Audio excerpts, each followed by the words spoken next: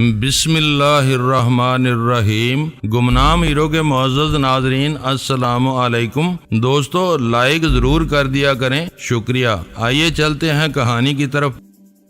اس کا نام غیور احمد تھا۔ اپنا کارڈ بھی اس نے مجھے دینا چاہا مگر میں نے نہیں لیا۔ وہ اسے بھی میری ادائے بے نیازی سمجھا، میرے تمول کا ادنا سا کرشمہ۔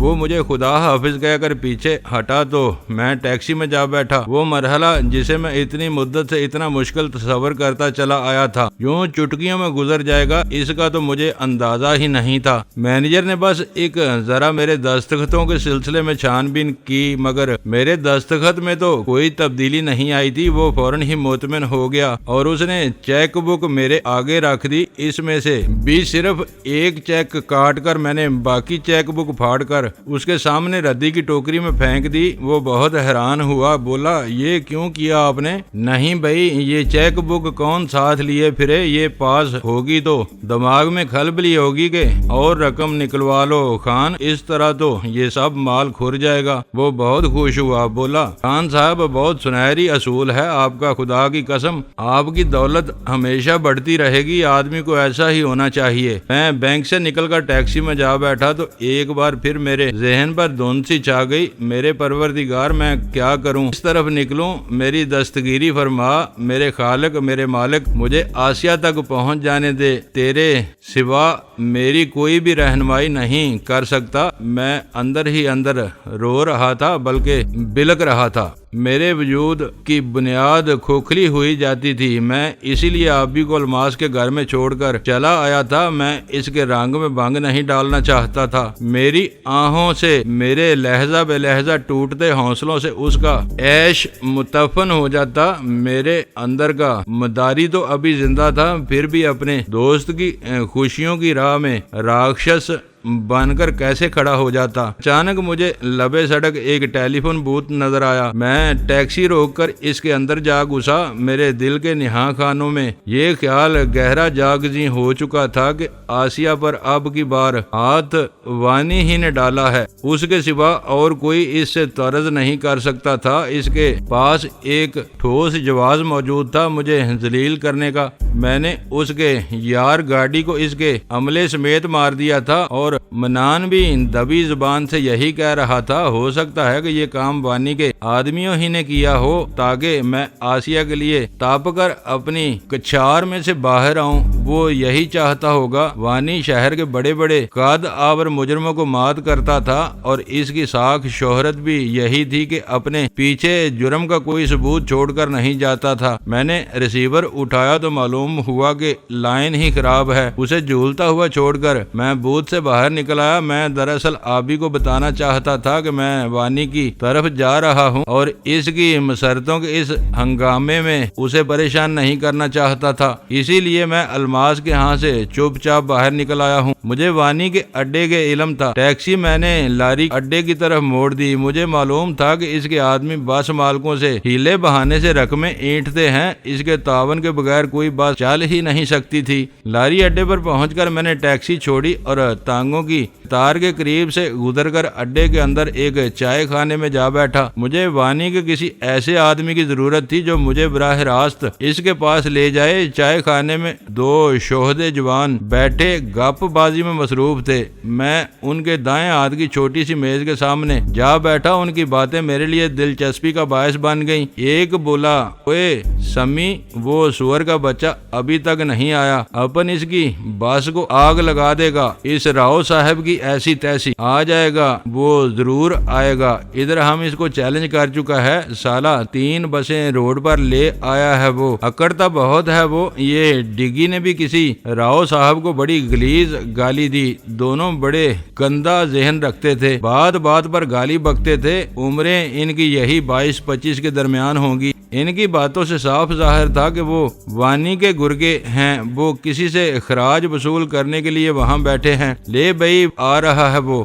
راؤ ڈگی نے پرجوش لہجے میں کہا۔ میں نے سامنے نظر ڈالی۔ ایک دوہرے جسے کا آدمی دکان کے دروازے پر کھڑا تھا۔ وہ ابھی وہاں رکا ہی تھا کہ اس کو ایک طرف ہٹا کر 4 جوان تیزی سے دکان کے اندر آ گئے۔ ان میں سے ایک نے آتے ہی ڈگی سے غضبناک لہجے میں پوچھا، ہاں تو تجھے کتنی رقم چاہیے؟ چاہیے بیٹے، میں نوٹ لے آیا ہوں، ہمت ہے تو اٹھا لے۔ یہ کہہ کر اس نے 100 کا ایک نوٹ ڈگی کے سامنے رکھ دیا۔ ڈگی ایک دم اپنی جگہ پر کھڑا ہو گیا۔ استاد ہم سے اس طرح بات کرے گا تو جانتا ہے ہم کون ہیں؟ اس کے لہجے کی کڑک حیران کن تھی۔ اس کی یہ بات سنتے ہی اس آدمی نے ڈگی کو کھلونے کی طرح دونوں ہاتھوں میں دبوچ کر دکان سے باہر پھینک دیا۔ یوں لگا کہ ڈگی سامنے کھڑے راؤ صاحب کے قدموں میں جا گرا، مگر اس نے گرتے ہی اپنے گریبان کے اندر ہاتھ ڈال کر بغل کے نیچے دھرا پستول نکال لیا۔ چھوٹا سا کھلونے ایسا پستول تھا وہ، مگر اس کو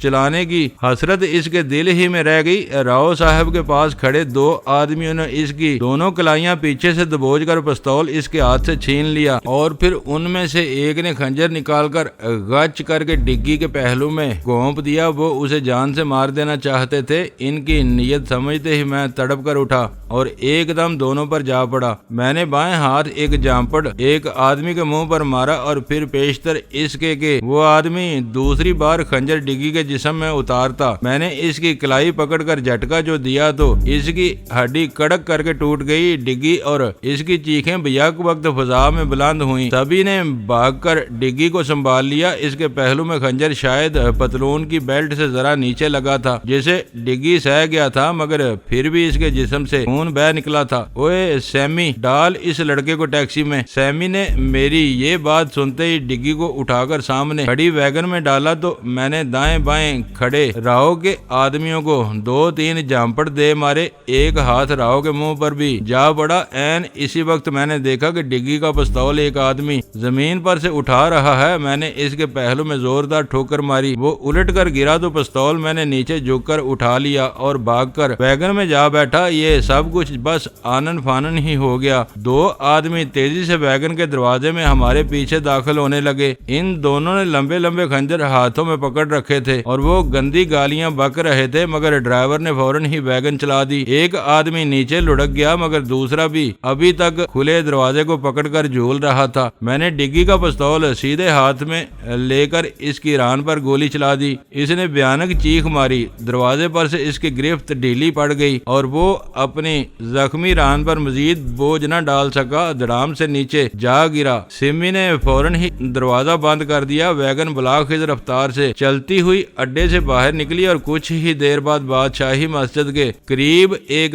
3 منزلہ عمارت کے سامنے جا ٹھہری۔ سمی اچھل کر ویگن سے باہر نکلا اور عمارت کے بڑے دروازے میں جا گھسا۔ 2 منٹ بعد 5 آدمی بھاگتے ہوئے ویگن کے پاس پہنچے اور ڈگی کو باہوں میں اٹھا کر اندر چلے گئے۔ میں ابھی تک ویگن میں بیٹھا تھا کہ سمی بھاگتا ہوا میرے پاس پہنچا، تیزی سے بولا، خان آپ اندر آ جائیں، استاد صاحب آپ کا شکریہ ادا کرنا چاہتے ہیں۔ کون استاد؟ اب ہم چلتا ہے بھائی، تمہارا ساتھی کا جان بچ گیا، یہی بہت ہے۔ میں نے اپنی زبان کو پشاوری انداز میں بل دے کر کہا، نہیں خان، استاد آپ سے ملنا مانگتا ہے، اندر آ جائیں۔ اس کی یہ بات سن کر میں ویگن سے اتر کر اس کے ساتھ ہو لیا۔ وہ مجھے عمارت کی نچلی منزل کی ڈیوڑی میں سے گزار کر عقبی حصے میں لے گیا اور ایک کمرے کے بند دروازے کے سامنے پہنچ کر بولا، اندر آ جائیں۔ یہ کہہ کر اس نے کواڑ کھول دیے۔ سامنے چاندنی بچھی تھی اور کمرے کی عقبی دیوار کے ساتھ گاؤ تکیے سے ٹیک لگائے ایک گورا چٹا کوبی ہیکل جوان بیٹھا تھا۔ عمر اس کی یہی کوئی 30-32 سال ہوگی۔ سر گٹھا ہوا، کان پہلوانوں کی طرح پھٹے ہوئے، بڑی بڑی غلافی آنکھیں، ستواں ناک، داڑھی، مونچھ صفا چٹ، باریک ململ کا کرتا اور تہمت باندھے ہوئے تھا، اور اس کے بائیں ہاتھ میں ایک بٹیر تھا۔ مجھے دیکھتے ہی اس نے بٹیر اپنے قریب بیٹھے ایک آدمی کے ہاتھ میں دے دیا اور خود تکیے کے ساتھ زیادہ جم کر بیٹھ گیا۔ آؤ خان جی، آؤ، جی آیا نو۔ السلام علیکم پہلوان صاحب، میں نے خالص پشاوری لہجے میں کہا۔ میرے سر پر بندی وہ پشاوری لنگی مجھے سچ مچ کا پٹھان ثابت کرتی تھی۔ میری پاٹدار آواز سن کر وہ اپنی جگہ سے اٹھا۔ مجھ سے بڑے تپاک سے ہاتھ ملا کر اس نے دوسرا گاؤ تکیا میری طرف سرکا دیا۔ میں چاندنی پر تکیے سے ٹیک لگا کر بیٹھا تو میں نے دیکھا کہ اس کی نظریں میرے ہوٹوں پر جم سی گئی تھی۔ میں فوراً چوکڑی مار کر بیٹھ گیا۔ وہ مسکرا دیا، بولا، ہم آپ کا شکریہ ادا کرتے ہیں خان، آپ نے ہمارے ڈگی کو بچا لیا۔ کیا نام ہے آپ کا؟ ہاشم خان۔ ہم ادھر بیٹھا تھا کہ پاگل کا مافک اس پدر سوختہ نے ڈگی پر خنجر چلا دیا۔ ہم سے صبر نہ ہو سکا پہلوان، اسی لیے ہم نے آپ کو اندر بلایا ہے۔ خان صاحب جاؤ، خان کے لیے لیے کوکا کولا لاؤ۔ وانی کے قریب بیٹھا آدمی اسی وقت باہر چلا گیا۔ بائیں ہاتھ دو اور جوان بھی بیٹھے تھے، ان میں سے ایک بولا، استاد میں دیکھ کر آیا ہوں۔ خان نے یوں چٹکی بجاتے میں اس جوان کی کلائی توڑ دی تھی، یوں کڑک کر کے۔ اچھا سوہنا جوان ہے، مرد بچہ ہے خان۔ چائے والے نڈے نے بتایا کہ خان بجلی کی طرح ان پر جا پڑا، وہ سالے چکرا کر رہ گئے، پر ڈگی کو زخم لگ ہی گیا۔ ڈگی ہمارا بھتیجا ہے خان صاحب، بڑا جیدار نڈا ہے، پر ابھی کچا ہے تمہارا، ہم پھر شکریہ ادا کرتے ہیں۔ کب آیا تم پشاور سے؟ ادھر آج ہی آیا، کچھ مال لایا ہے ہم ادھر بیچنے کو، ٹرک آتا ہوگا۔ کیا مال بیچتے ہو؟ ڈرائی فروٹ، اخروٹ، بادام اور دوسرا چیز۔ اتنے میں اس کا آدمی کوکا کولا 6 بوتلیں لے آیا، وہ ہم پی ہی رہے تھے کہ بانی بولا، خان کوئی کڑیچی شڑیچ والا معاملہ ہو تو بتاؤ۔ او نہیں بابا، ادھر کسی سے ہمارا جھگڑا مگڑا نہیں ہے، پر ایک بات ہم تم کو ضرور بولیں گا۔ ہاں ضرور بولو، وانی نے میری طرف ہوتے ہوئے کہا۔ میں نے ایک نظر اس کے آدمیوں پر ڈالی، وہ میری نظر کا مفہوم سمجھ کر بولا، چلو اوئے تم ادھر باہر بیٹھو، دیکھو ڈگی کا کیا حال ہے۔ وہ تینوں فوراً ہی وہاں سے اٹھ کر باہر نکل گئے۔ وانی سرک کر میرے قریب ہو گیا اور کوکا کولا کی 2 اور بوتلیں کھول کر اس نے درمیان میں رکھ لی۔ اب کہو خان، تمہارا ہم پکا خادم ہے، مرد آدمی کا تو ہم پکا غلام ہے۔ میں نے ایک نظر پھر کمرے کی دیواروں پر ڈالی، وہاں سے باہر نکلنے کا ایک ہی راستہ تھا اور وہ تھا دروازہ جس میں سے میں گزر کر اندر آیا تھا۔ کمرے کی چھت سے لگا پنکھا پوری رفتار سے چل رہا تھا اور ٹھنڈک کا احساس دیتا تھا۔ میں نے پگڑی اتار کر الگ رکھ دی اور سگریٹ سلگا لیا۔ وہ بڑی گہری گہری نظروں سے میرے چہرے کا جائزہ لے رہا تھا۔ تم مجھے غلط سمجھے ہو وانی، میں پشاوری پٹھان نہیں ہوں اور نہ میرا نام ہاشم خان ہے۔ ایک لہجے کے لیے تو وہ بونچکا سا رہ گیا، فوراً ہی سنبھل کر اس طرح بیٹھ گیا کہ اس کا دایاں ہاتھ قمیض کے دامن تلے جا پہنچا تھا۔ میں اس کی ایک ایک حرکت کا جائزہ لے رہا تھا۔ ہزارہا شکوک اس کی ان بڑی بڑی غلافی آنکھوں میں تیر گئے۔ نچلا ہونٹ دانتوں تلے دبا کر بولا، اچھا تو پھر اس سے کیا فرق پڑتا ہے؟ فرق تو کوئی نہیں پڑتا، میں تم سے ایک درخواست کرتا ہوں۔ ویسے ہم دونوں ایک دوسرے کے لیے اجنبی ہیں، مگر ذرا دیر کے لیے میری جگہ پر بیٹھ کر سوچنا اور جو کچھ میں تم سے مانگ رہا ہوں مجھے دے دینا۔ کہو وعدہ کرتے ہو؟ سیدھی بات کرو اور مجھے بتاؤ تمہارا اصلی نام کیا ہے؟ مجھے یقین ہے کہ تم بنٹے نہیں کھیل رہے ہو۔ غلام جلانی کو جانتے ہو؟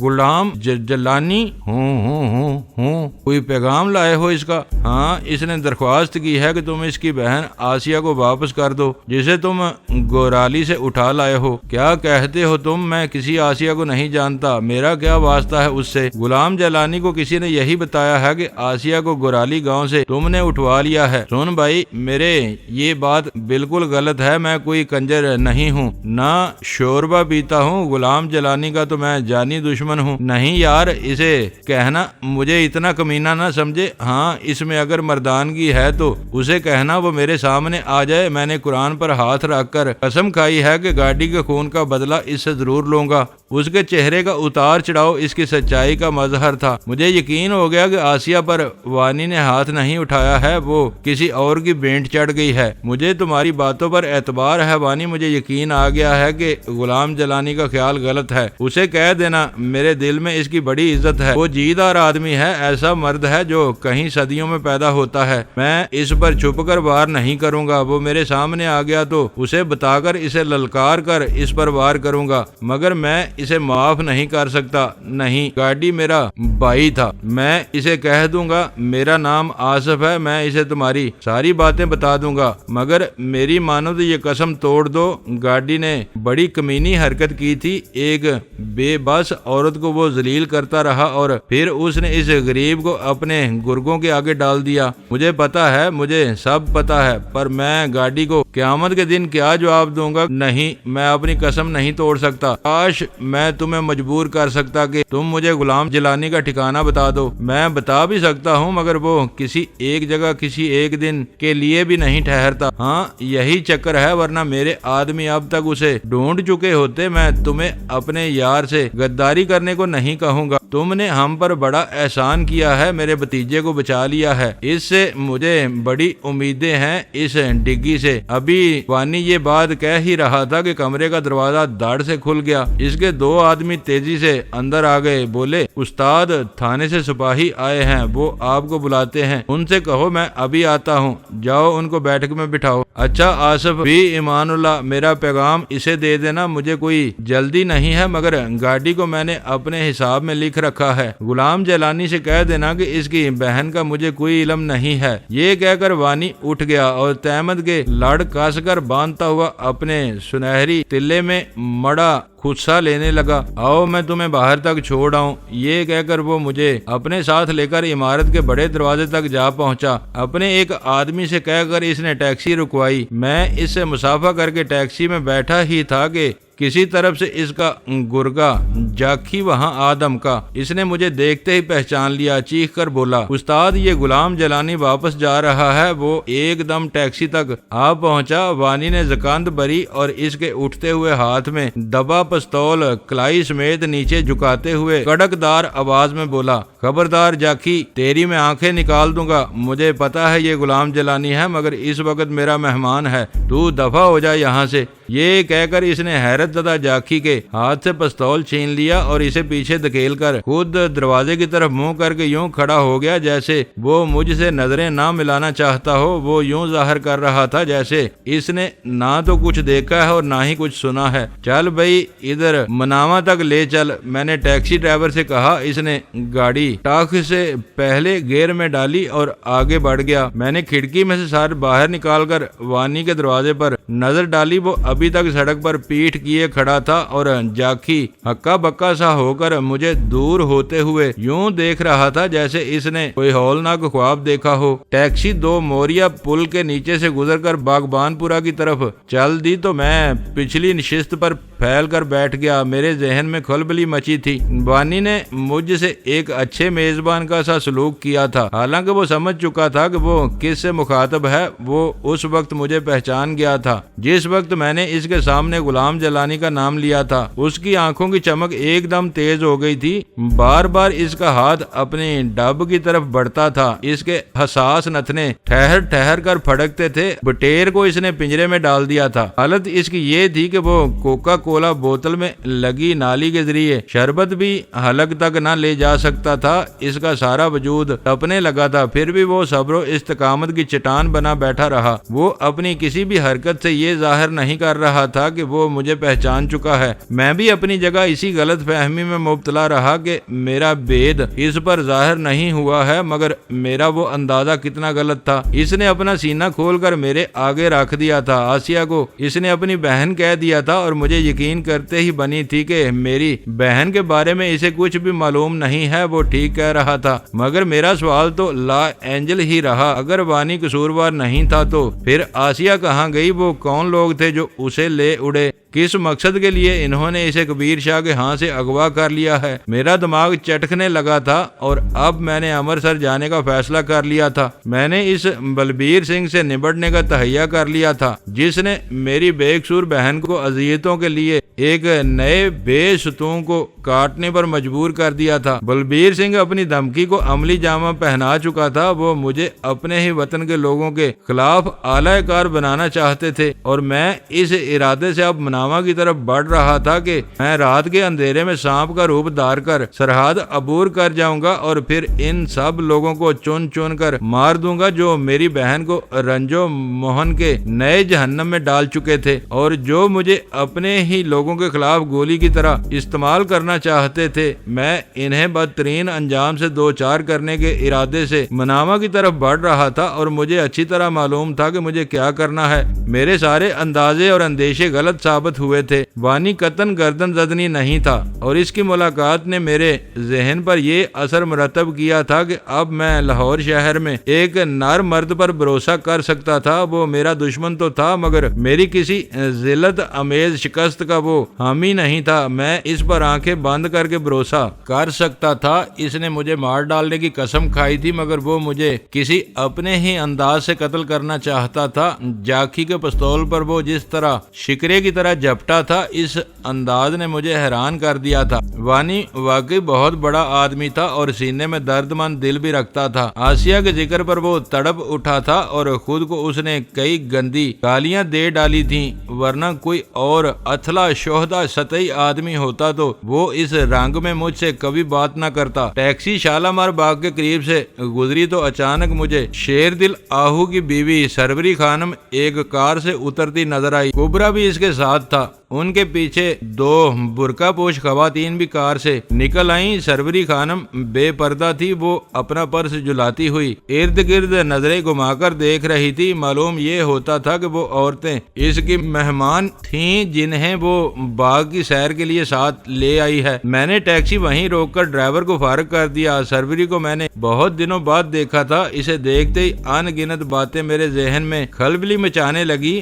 میرے خوابوں کا شیشہ ایسا دھندلا گیا تھا کہ وہ مسند آرا بھی اب تک مجھے نہیں ملی تھی۔ شاید وہ بھی اپنے حافظے کی لوب پر سے میرا نام مٹا بیٹھی تھی، ورنہ وہ اس کا حسین سراپا تو بار بار میرے ذہن میں اترا کرتا تھا مگر اس آسیہ کی اذیتوں نے مجھے کہیں کا بھی نہیں رکھا تھا۔ اب جو سربری خانم مجھے نظر آئی تو میں بے اختیار اس کی طرف لپکتا چلا گیا۔ وہ ان عورتوں کو ساتھ لے کر باغ کے اندر اتری تو کبرا ان کے پیچھے پیچھے چل رہا تھا۔ میں بھاگ کر ان تک جا پہنچا۔ کبرا اس وقت دروازے کے اندر اتر رہا تھا کہ میں نے اسے جا لیا۔ سربری خانم اس سے کوئی 6 قدم آگے چل رہی تھی۔ کبرا نے مجھے دیکھا تو صحیح مگر میری پگڑی اور اینک کی وجہ سے مجھے پہچان نہیں سکا۔ میں چند قدم اس کے ساتھ چلتا رہا، پھر میں نے جان بوجھ کر اس کو کندھا مارا۔ وہ لڑکھڑا سا گیا، بڑے تان فن سے بولا، اوے پگڑی خان، دیکھ کے نہیں چلا جاتا تجھ سے؟ مونڈے کیوں مارتا ہے؟ نظر نہیں آتا تو یہ اینک اتار لے۔ میں اس کی بات سنی انسنی کر کے 2 قدم آگے نکل گیا۔ وہ میرے پیچھے تیز تیز قدم چلاتا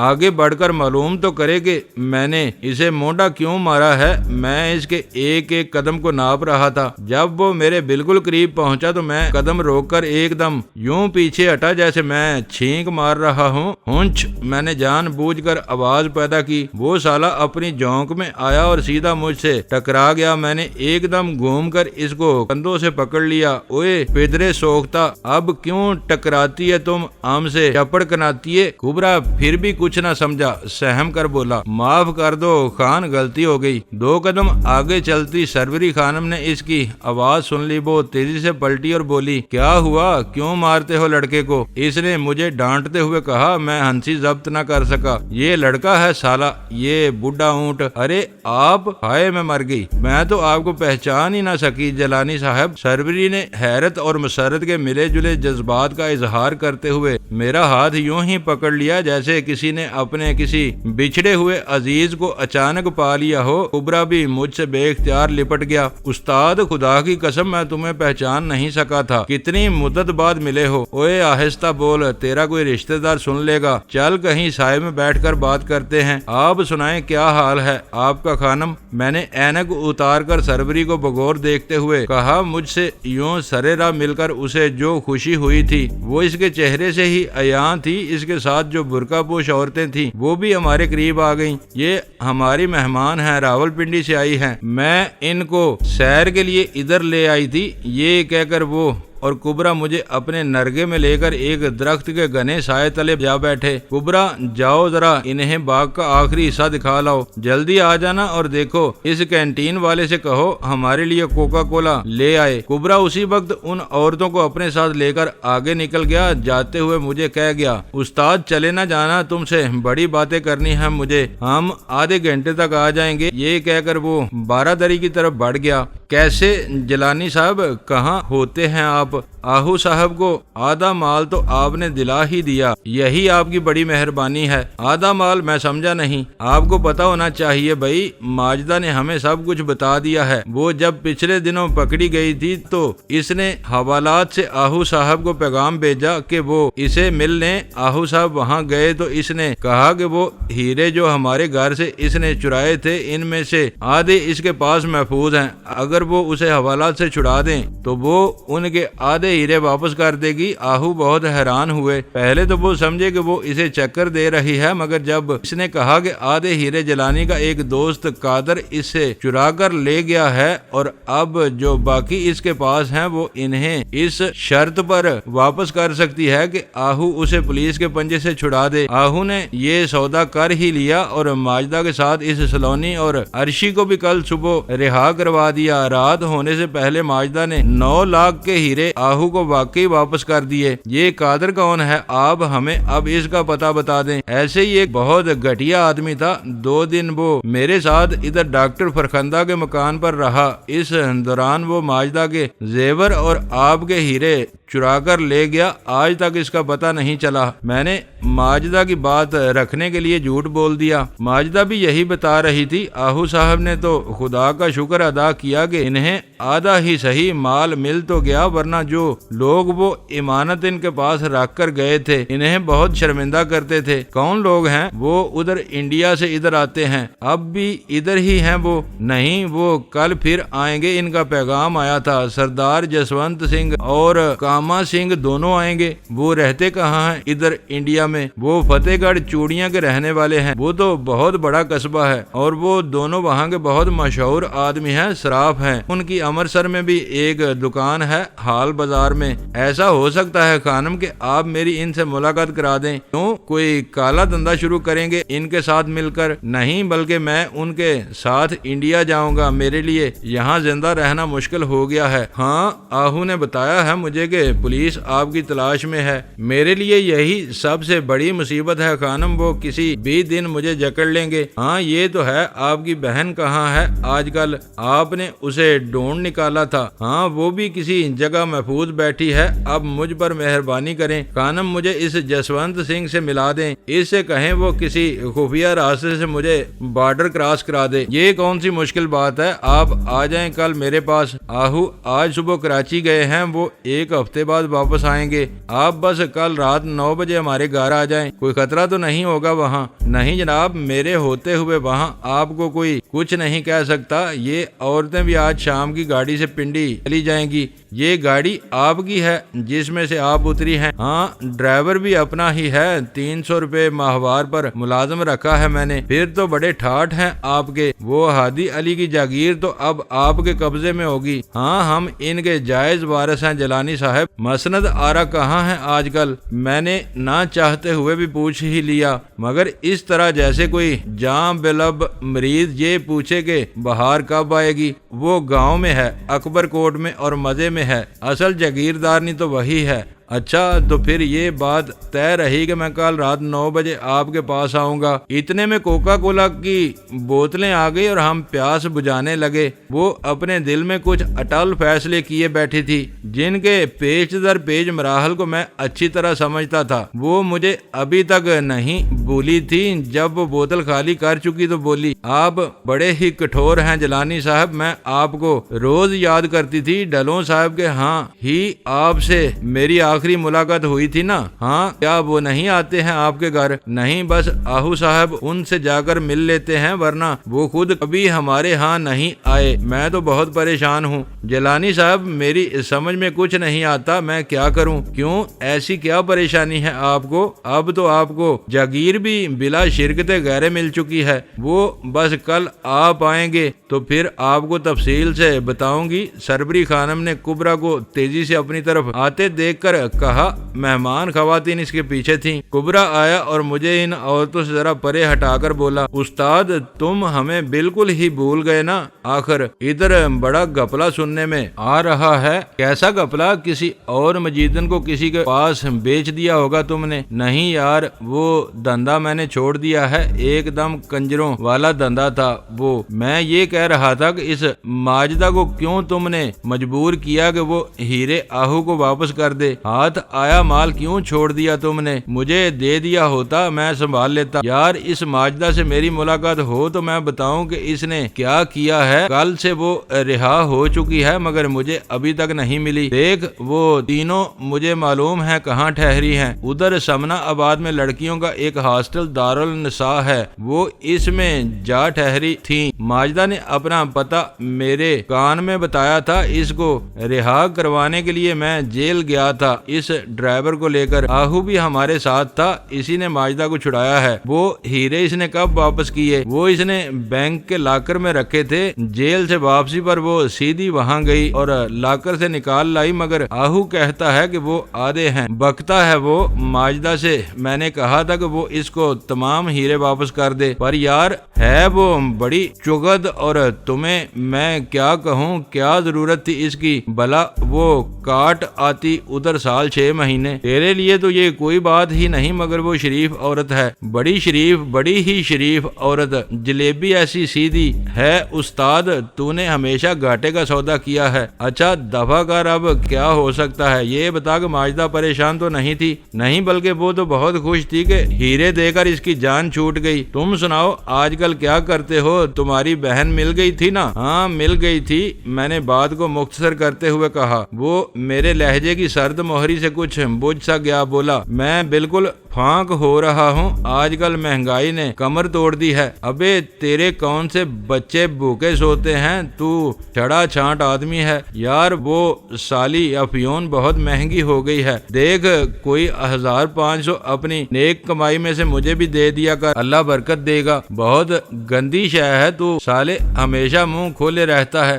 یہ لے 500 روپیہ رکھ لے، تیرے منہ کی کالک ہے یہ۔ میں نے جیب کے اندر ہاتھ ڈال کر 500 روپیہ نکالے اور اس کی مٹھی میں دے دیے۔ اللہ بھلا کرے تیرا۔ جتنے بھی نامی گرامی ڈاکو گزرے ہیں وہ سب غریبوں کا بہت خیال رکھتے تھے۔ جلانی تجھے ان کے نقشے قدم پر چلتے دیکھ کر میرا سر فخر سے تن جاتا ہے۔ بک نہیں ہوئے؟ میں نے کہا میں شریف آدمی ہوں، دیکھ میں کل شام کو 9 بجے تیرے پاس آؤں گا، زیادہ دستک نہ دینی پڑے مجھے، فکر ہی نہ کر، پھاٹک کھلا ملے گا تجھے، پر تیرا شکار وہ آہو گھر پر نہیں ہوگا۔ کوئی بات نہیں، تجھ سے ذرا گپ شپ رہے گی، کسی عروس سے یک شب کی ضرورت ہو تو میں تیار کر رکھوں، پھر وہی بکواس۔ ابھی تو کہہ رہا تھا کہ یہ کنجروں والا دھندا ہے تو صحیح، پر تیری خدمت تو میرا فرض ہے۔ اور یہ عروس یک شب کا لفظ تو نے کہاں سے سیکھا ہے؟ ادھر ایک شاعر ہتھے چڑھ گیا تھا، اس کی کتاب کی ریالٹی اسے ملی تھی 10,000 روپے، وہ اسی چکر میں گوا گیا۔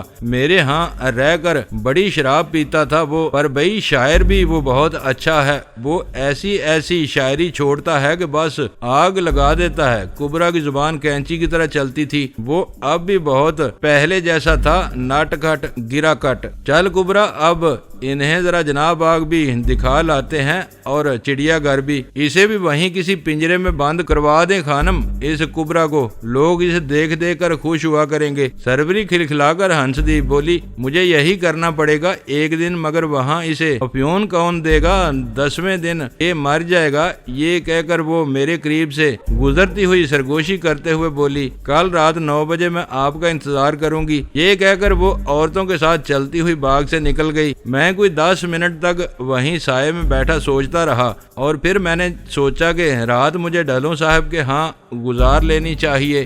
عین ممکن ہے کہ انہیں سرکاری ذریعوں سے بنڈاری کے متعلق یا میرے متعلق کوئی بات معلوم ہو چکی ہو۔ میں جب باغ سے باہر نکلا تو اس وقت تک سربری خانم واپس جا چکی تھی۔ میں ایک ٹیکسی میں بیٹھا اور اسی وقت ڈھلوں صاحب کے گاؤں کی طرف چل دیا۔ ٹیکسی والا 50 روپے طلب کر رہا تھا۔ میں نے کہا دے دوں گا بابا، میں اس گھڑی بلا مول تول کہاں کر سکتا تھا، میں تو اپنی منزل کی سمتیں ہی بھول چکا تھا۔ میرا حال اس وحشی ایسا تھا جس کی آنکھوں میں تیر پرو دیے گئے ہوں۔ حیرت مجھے ماجدہ کی تیز روی پر تھی۔ وہ پولیس کے ہتھے چڑھ بھی گئی مگر پھر بھی بلیدان دے کر چھوٹ بھی گئی، اور وہ بھی آہو کے ذریعے، جسے اس نے ان ہیروں میں سے آدھے واپس کر دیے جو اس نے آہو کے گھر سے چرائے تھے۔ یہ سب کچھ اس نے کیسے کر لیا ہوگا؟ ماجدہ کا خیال آتے ہی میں نے ٹیکسی کا رخ سمنا آباد کی طرف موڑ لیا۔ ڈھلوں صاحب کے گاؤں چوگوٹ جانے کے لیے ابھی میرے پاس بڑا وقت تھا۔ دارالنساء کی عمارت میں نے جلد ہی ڈھونڈ لی۔ معلوم یہ ہوا کہ وہ ملازمت پیشہ خواتین کی ایک نجی اقامت گاہ ہے۔ چوکیدار کے ذریعے میں نے اندر معلوم کروایا تو پتہ چلا کہ ماجدہ نام کی خاتون وہاں 16 نمبر کمرے میں مقیم ہے۔ اس کے لیے میرا پیغام سن کر چوکیدار ایک دم اکڑ گیا، بولا، خان جی یہاں باہر کا کوئی آدمی کڑیوں سے نہیں مل سکتا۔ کوئی رشتہ دار ہے وہ آپ کی؟ ہاں بھائی، وہ ہمارے ماموں کے بھانجے کا بھتیجی ہے۔ وہ بی بی پشاور سے اس کے لیے عیدی لایا ہے۔ کیا نام ہے آپ کا خان جی؟ وہ ہاشم خان۔ اے بھائی یہ تم کیا بولتا ہے؟ کو کھوپڑی تڑوائے گا سے۔ ادھر کوئی چوڑیاں نہیں پہنتا ہے۔ لڑکیوں کی حفاظت کرنا ہماری ذمہ داری ہے۔ خان رشتہ داری کا ثبوت دو۔ وائے کیا ثبوت دے بھائی؟ یہ دیکھو، یہ ہمارا شناختی کارڈ ہے۔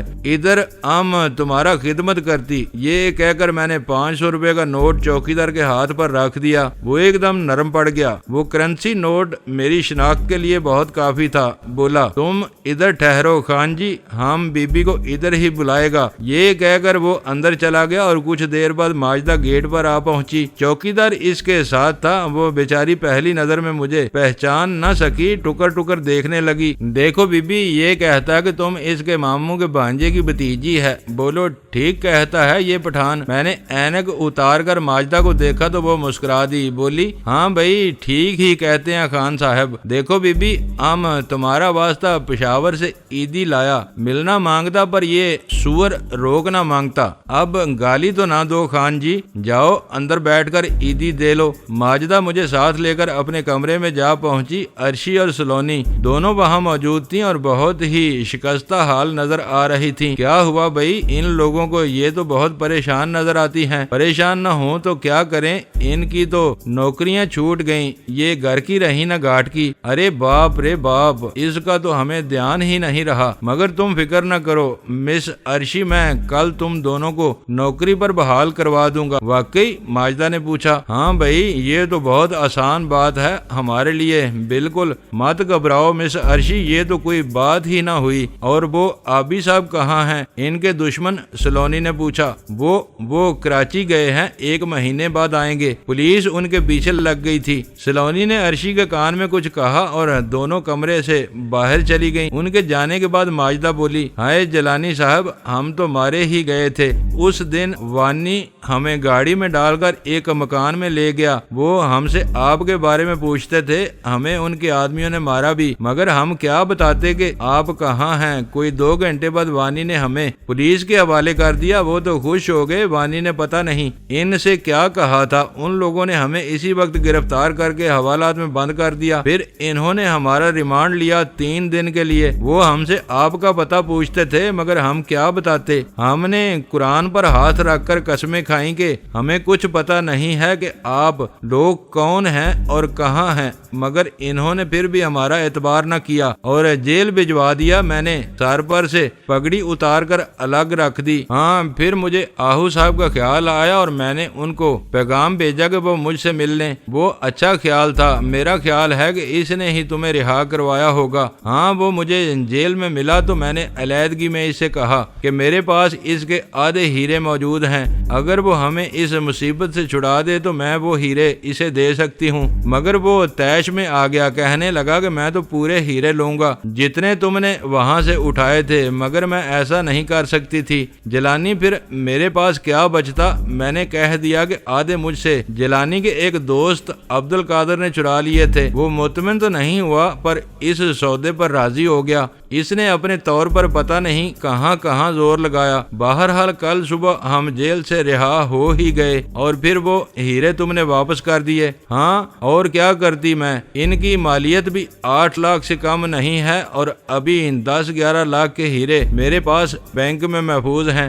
دیکھو ماجدہ، میری مانو تو یہاں کوئی ڈھنگ کا مکان لے کر تم اطمینان سے زندگی بسر کر سکتی ہو۔ میں تو یہی سوچ رہی تھی، مگر درمیان میں یہ مصیبت آ پڑی۔ اب تو میں یہ شہر ہی چھوڑ رہی ہوں، 2-4 روز میں اسلام آباد چلی جاؤں گی۔ ہاں، یہ زیادہ بہتر ہے، کوئی ڈھنگ کا مکان اور ڈھنگ کا آدمی ڈھونڈ لو، اس طرح تم کبھی چین نہ لے سکو گی۔ یہ ہیرے تمہارے بہت کام آ سکتے ہیں، مگر آپ کا ڈالا ہوا وہ پیچ مجھے بہت مہنگا پڑا ہے جیلانی۔ میں گرفتار نہ ہوتی تو آہو کو کبھی پھوٹی کوڑی نہ دیتی، اور یہ سارا قصور آپ کا ہے، اس کی ذمہ داری آپ پر آتی ہے۔ وہ بہت سنجیدہ ہو گئی تھی اور بڑے باری برکم لہجے میں بات کر رہی تھی، ایسے میں اس کی آنکھوں میں عجیب سی چمک ابھر آئی تھی، سفیدی نمایاں ہونے سے سیاہی ماند پڑنے لگی تھی۔ قدرے توقف کے بعد بولی، اگر ان 4-5 دنوں تک آپ ان کی نوکری بحال نہ کروا سکے، اور مجھے امید بھی نہیں ہے، تو میں انہیں اپنے ساتھ اسلام آباد لے جاؤں گی۔ ایسی 10-20 لڑکیوں کا بوجھ میں آسانی سے برداشت کر سکتی ہوں، کیوں نہیں؟ بڑی رقم ہے آپ کے پاس۔ اس نے میرے تند کو محسوس کر لیا، دم بدم اس کا پارا اوپر چڑھ رہا تھا۔ بڑے زہریلے انداز میں بولی، ہاں، اور یہ آپ کی مہربانی کا نتیجہ نہیں ہے، مجھے یہ سب کچھ اچانک ہی مل گیا تھا۔ اب میں اس میں سے 1 پائی بھی کسی ایرے گہرے کو نہیں دوں گی۔ یہ بات مجھے کیوں سنا رہی ہیں آپ؟ میں نے آپ سے رقم تو نہیں مانگی، یہ بات آپ کے لیے بھی ہے۔ اس دن ہی میں نے آپ کو اتنی بڑی رقم دے دی تھی، وہ بھی میں نے نہیں مانگی تھی، میں سمجھی تھی کہ آپ میرے ہیں۔ اب کیا نتیجہ اخذ کیا ہے آپ نے؟ اب آپ کسی کے بھی نہیں جیلانی صاحب، آپ کو بہن کی محبت نے ذہنی طور پر مفلوج کر دیا ہے، اور قلبی طور پر بھی۔ آپ ٹھیک کہتی ہیں ماجدہ، پھر بھی کوئی تو ہے جس کی محبت میرے دل میں ہے۔ آپ کو یہاں کا پتہ کس نے دیا ہے؟ یہ بس کسی نہ کسی طرح مل ہی گیا۔ میں آپ کے بارے میں بہت فکر مند تھا ماجدہ، جب ہی آپ نے لوٹ کر یہ تک نہیں دیکھا کہ آپ کے پیچھے ان 3 بے بس عورتوں پر کیا بیتی۔ یہ مردانگی ہے آپ کی، مجھے افسوس ہے، مگر میرے بس میں کچھ بھی نہیں تھا، ہم خود ایک مصیبت میں پھنس گئے تھے۔ جی ہاں، اب ہم آزاد ہوئی ہیں تو آپ کی وہ مصیبت بھی ختم ہو گئی۔ نہیں جیلانی صاحب، آپ برائے کرم اب کبھی میرے پیچھے نہیں آئیں گے۔ میں آپ کو خوش آمدید نہ کہہ سکوں گی، آپ چاہیں ناراض ہوں یا راضی، میرا آپ کا حساب ختم ہو چکا ہے۔ آپ ٹھیک کہتی ہیں، مجھے یہاں واقعی نہیں آنا چاہیے تھا۔ یہ کہہ کر میں نے پگڑی سر پر رکھی اور سگریٹ سلگا کر اس کے گہرے گہرے کش لیتا ہوا اس عمارت سے باہر آ گیا۔ ماجدہ نے مجھ سے سارے ہی تعلق توڑ لیے تھے، اس نے مجھے خدا حافظ بھی کیا، بس اس کے رگوں پہ میں سرایت، بیزاری اور نفرت ایک دم ابل پڑی۔ میں سڑک پر پہنچا تو وہ ٹیکسی والا ابھی تک سامنے کھڑا تھا، اور میں بھول ہی گیا تھا کہ اسے میں نے چوگوٹ جانے کے لیے ساتھ لیا تھا۔ چل بھائی، اب تو مجھے سیدھا چوگوٹ لے چل پتوں کی طرف۔ وہ بیچارہ حکم کا بندہ انجن کی گرمی میں جھلستا ہوا اسی وقت چوگوٹ کی طرف چل دیا۔ وہ علاقہ اس کا دیکھا بالا تھا۔ دوستو، ویڈیو کو لائک ضرور کر دیا کریں۔ ISI پاک آرمی زندہ باد، پاکستان پائندہ باد۔ معزز ناظرین، اپنا خیال رکھیے گا اور اپنے اس چینل کا بھی شکریہ۔